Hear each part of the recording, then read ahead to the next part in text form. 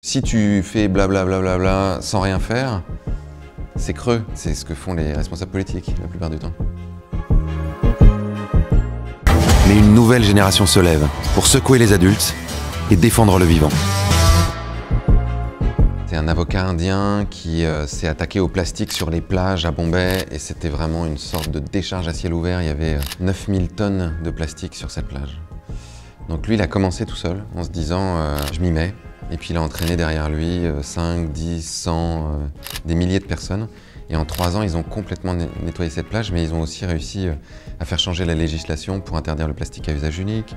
Ils ont mis en place des programmes pour apprendre aux gens à ne pas acheter de plastique ou à le recycler. Quand il s'est retrouvé face à Bella et Vipulhan, il leur disait la difficulté dans ce monde, c'est qu'il y a beaucoup de gens qui parlent, mais il n'y a pas beaucoup de gens qui font. C'est bien les réseaux sociaux, c'est bien de tweeter, c'est bien d'être derrière son ordinateur, mais ça ne fait pas disparaître le plastique de la plage, là. Faites des trucs, faites des trucs, faites des trucs. Et Vipulhan disait oui, mais c'est important aussi de sensibiliser les autres, de passer le message. Il dit mais en fait, quand tu fais, tu passes ton message et de façon 2 fois plus forte parce que tu t'y mets en même temps. Alors que si tu fais blablabla bla bla bla sans rien faire, c'est creux. Et il disait c'est ce que font les responsables politiques la plupart du temps. Comme on faisait un film sur notre relation au monde vivant, la question de l'élevage se posait inévitablement. Et les animaux domestiques, c'est une partie de la relation des humains avec le monde sauvage. Ils sont entre les humains et le monde sauvage, les animaux domestiques. Et donc on a voulu aller dans différents types d'élevage pour montrer que les choses n'étaient pas toujours simples, qu'elles n'étaient pas manichéennes. Donc on a été dans un élevage intensif de lapins, où il y avait 8000 lapins dans un hangar. Bella et Vipulhan qui sont véganes, ça leur a fait une espèce de... Et on a réussi à engager un dialogue entre eux, donc, qui sont jeunes urbains véganes, et lui qui fait de l'élevage intensif à la campagne. Et l'espèce de contraste qu'il y avait entre eux est incroyable, parce que à la fois on mesure l'absurdité de ce système, et à la fois on mesure à quel point l'agriculteur est pris dedans, au même titre que ses lapins, et qu'il est lui-même victime d'une sorte de maltraitance. Il nous explique qu'il gagne 350 € par mois. Il nous explique aussi, et c'est ça qui est assez beau, c'est qu'ils arrivent à se parler. Laurent, l'éleveur, dit à Bella et Vipulhan, mais je comprends que vous soyez choqués. C'est vrai, c'est choquant. Mais en fait, on ne peut pas faire autrement parce que nous, on nous demande de produire très vite, le moins cher possible, et dans la plus grande quantité possible. Ben, ça donne ça, en fait. Mais c'est pas une passion d'élever les animaux comme ça, j'imagine. Enfin... Mais oui, mais on n'a pas le choix. Ça nous ramène à nous en nous disant, bah, est-ce que c'est ça qu'on veut? Est-ce que c'est ça qu'on veut de traiter les animaux de cette façon-là, tout simplement pour pouvoir avoir de la viande pas chère tous les jours? On n'est pas dans un problème de personne, on n'est pas dans un problème de... C'est pas un salaud, lui. On est dans un problème encore une fois, de récit, de système, dans lequel tout le monde est embarqué. Et puis on a essayé d'aller voir un autre éleveur qui, lui, donc, est berger, s'occupe de vaches, donc c'est un élevage totalement différent, en bio, dans la montagne, extensif, avec des vaches qui broutent de l'herbe. On comprend, en voyant cet éleveur, qu'il est très attaché à ses bêtes. Il a un petit carnet, il a un nom pour chacune, il va faire l'appel, il dit « je compte pas, moi il faut que j'ai vu tout le monde ». Linda, Marilena, Rita, je l'ai vue. C'est la grosse qui est très calme là-haut. Il dit qu'il les reconnaît à la façon dont elle lève les oreilles. Je ne compte jamais les bêtes, parce que je vais les voir une par une. Et donc à un moment, Bella lui dit, mais contrairement justement à l'élevage de lapins, où c'est comme si les lapins étaient anonymisés, c'est comme si c'était des machines, là on dirait que pour vous, chaque vache est un individu. Donc du coup, qu'est-ce que ça vous fait quand elles partent à l'abattoir? Et là, il a une espèce d'émotion qu'il prend. Et là, ça nous accueille. Parce que là aussi, ça vient battre en brèche le fait que « Ah bah oui, si t'es un éleveur, c'est que tu t'en fous des animaux. » Non, pas du tout, quoi. Justement, lui, Claude, il a des relations avec ses vaches, il les connaît. Il nous a dit un truc trop drôle d'ailleurs qu'on n'a pas pu garder dans le film parce qu'on a dû couper plein de trucs. Mais après, il nous disait « Bon, les veaux, ça me fait moins d'effet. » Et donc, on était un peu « Ah bon? Mais pourtant, c'est des bébés, ça devrait vous faire encore plus d'effet. » Et il dit « Ben non, parce qu'en fait, les veaux, je les connais pas. J'ai pas créé de relation avec eux. Alors que mes vaches, oui, je les connais. » On a passé des mois, des années parfois ensemble. Donc du coup, les voir partir, c'est un crève-cœur. Les veaux, j'ai juste le temps de les voir passer, et puis, donc forcément, ça lui fait moins d'effet. Et j'ai un copain qui est vétérinaire qui me disait la même chose, qui me disait dire qu'on aime les animaux, ça n'a pas de sens. Comme dire j'aime les humains.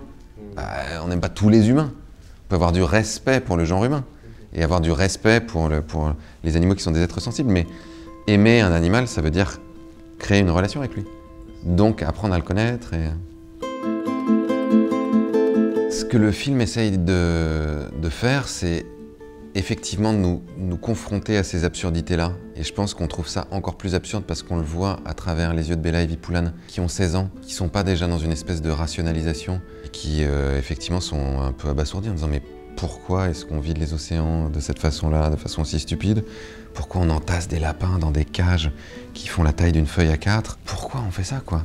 Et la réponse, on la trouve un peu plus loin dans le film, dans ce que nous raconte à la fois Claire Nouvian au Parlement européen et à la fois Éloi Laurent, qui est professeur à Stanford et à Sciences Po. On comprend que si on le fait, c'est parce que c'est un système qui nous pousse à le faire. C'est pas les humains eux-mêmes qui se sont dit « Ah tiens, génial, on va vider les océans. Ah bah super, on va dérégler le climat. » C'est qu'on s'est laissé enfermer dans un récit qui a décrété que la priorité des priorités sur cette planète, c'était l'économie. C'est ça la priorité. C'est plus important que le reste, c'est plus important que le social, c'est plus important que l'écologie. La boussole ultime de nos sociétés, c'est la croissance économique. C'est ok, il faut qu'on fasse toujours plus de croissance parce que si on a la croissance, on aura tout le reste. On aura l'emploi, on aura la répartition des richesses. Et donc Éloi Laurent, qui est économiste à l'EFCE, il a regardé les chiffres en disant est-ce que c'est toujours vrai ça? Est-ce que si on a la croissance, on a vraiment tous les bienfaits que les humains voudraient avoir dans le monde? Il prend l'exemple de la Californie, il dit ben bof bof quoi. Californie, avant la pandémie, il y avait encore 5 à 6 points de croissance. Pourtant, les écosystèmes se dégradent à une vitesse terrible et ça rend même des endroits difficilement habitables à cause des méga incendies, à cause des sécheresses. On a été obligé de faire venir de l'eau d'autres États. L'espérance de vie baisse aux États-Unis pour la première fois depuis des années. Et le système démocratique se dégrade à grande vitesse. Les inégalités sont de plus en plus fortes et il y a des gens qui sont obligés d'avoir 2-3 boulots pour arriver à s'en sortir. Donc d'une certaine manière, il bat en brèche ce mythe de la croissance, ça va nous donner tous les autres bienfaits. Et il dit, il faut qu'on se concentre directement sur les objectifs qu'on veut atteindre. C'est-à-dire qu'on retrouve notre boussole, nous les humains, en se disant, c'est quoi qu'on veut ultimement? On veut arriver où? Et donc il utilise effectivement des études sociologiques qui ont montré que partout sur la planète, quand on demande aux gens c'est quoi la chose la plus importante pour vous, ils disent la santé. Et on l'a interviewé juste avant la pandémie, et avec la pandémie, on s'est effectivement rendu compte que la santé, c'était notre bien le plus précieux. On a même été obligé d'arrêter la sacro-sainte économique pendant un moment en disant « Waouh, il y a trop de gens qui meurent là, donc il faut qu'on arrête ». Et il disait, la deuxième question qu'on a posée à travers le monde était « Qu'est-ce qui vous rend heureux? Qu'est-ce qui vous apporte du bonheur ?» Et la plupart des gens disent le lien social, les autres humains, être en contact avec les autres humains. Et ça aussi, on s'en est rendu compte pendant la pandémie. En fait, ce dont on avait envie quand on était confiné, c'était pas de pouvoir retourner dans les centres commerciaux, quoi. On n'avait pas envie de retourner à Leroy Merlin ou chez Zara. On avait envie d'être au resto, dans des terrasses, dans des jardins, avec d'autres gens, avec les gens qu'on aime, et de pouvoir partager ces moments-là. Et donc lui dit, comment est-ce qu'on construit des politiques publiques et des politiques économiques qui mettent ça en haut de la pile? C'est ça le plus important. Et il cite l'exemple de la Nouvelle-Zélande qui, pour la première fois, a créé un budget où la santé des enfants était prioritaire par rapport aux objectifs de croissance. Ça, c'est des perspectives vraiment passionnantes. Et des perspectives en plus qui nous obligent à nous dire, est-ce que être en bonne santé, nous les humains, c'est pas un peu relié à la bonne santé des écosystèmes? Ben si, peut-être. Est-ce que c'est possible d'être en bonne santé sur une planète qui se réchauffe de 4 degrés, où il fait 50 degrés l'été, où il y a des sécheresses, où les rendements agricoles s'effondrent, où il y a de moins en moins de pollinisateurs, où potentiellement on rase les forêts et on tue les écosystèmes dans les océans, de sorte qu'on a moins de capacité à stocker du carbone et moins d'oxygène? Ben non, on a besoin de ça pour être en bonne santé, parce qu'on fait partie du monde vivant. On est des vivants parmi les vivants. C'est ça que le film essaie de raconter. Moi, ce que j'essaie de faire avec les films et les livres, etc., c'est de donner de l'énergie aux gens. Une fois qu'on sait que la situation est dramatique, comment est-ce qu'on va trouver en nous des ressources pour essayer de répondre à cette situation-là? C'est ça, tout l'intérêt est là. Avoir raison dans notre coin et avoir vraiment dépeint de la façon la plus extraordinaire possible tout ce qui va mal, si ça laisse les gens en PLS comme ça, genre à quoi ça sert? Ça sert à rien en fait. Ça donne de l'énergie à personne. Donc là, dans Animal, on essaye à la fois de faire en sorte que les gens ressentent la douleur, la peine, la colère par rapport à ce qu'on est en train de faire au monde vivant, parce qu'on a besoin de ressentir tout ça, d'avoir toutes ces émotions pour que ça nous mette en mouvement. Mais ensuite, on a besoin d'avoir des trajectoires, de se dire « Ok, maintenant que je suis en colère, que je suis triste, etc., où est-ce que je peux aller, dans quelle direction ?» Et donc la deuxième partie du film est vraiment axée vers l'émerveillement, l'enthousiasme, tout ce qui peut permettre justement de donner du jus, de montrer des gens formidables qui font des choses formidables, de nous apporter aussi une boîte à outils intellectuelle, conceptuelle pour penser le monde, politiquement, philosophiquement, de se dire dans quel système on est enfermé, quelle autre façon de voir le monde on pourrait imaginer. C'est ça qui est important. Enfin, pour moi, c'est à ça que l'art peut servir, vraiment. C'est une des raisons pour lesquelles la plupart d'entre nous ne comprend pas pourquoi c'est si grave que des espèces disparaissent.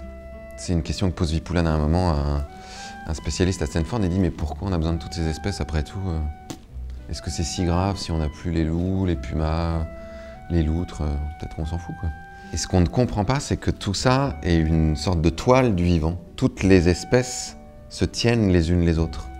Et quand on coupe un fil, ça fragilise cette toile qui petit à petit se désagrège. Il y a des relations qu'on commence à comprendre aujourd'hui. Par exemple, dans le film, il y a un biologiste qui nous dit on est au Kenya, donc il dit les éléphants, c'est très important parce que c'est une sorte d'ingénieur du paysage, il le modèle. Mais on s'intéresse toujours aux éléphants et on ne s'intéresse jamais aux fourmis.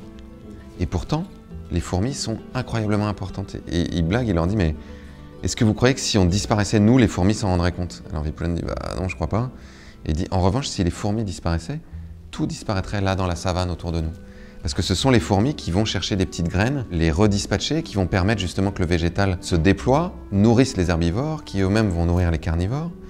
Et donc c'est grâce aux fourmis et aux termites que toutes les autres formes de vie sont là. On n'avait aucune conscience de ça. Nous, les fourmis, c'est un truc chiant qui rentre dans les cuisines, on met des pièges. Et on ne mesure pas à quel point tout ça est enchâssé et à quel point on en a infiniment besoin. Et avec cette espèce d'arrogance qu'on a, nous, les humains, on se dit « Oui, bon, c'est pas grave, quoi. » Mais qui sommes-nous pour le savoir ?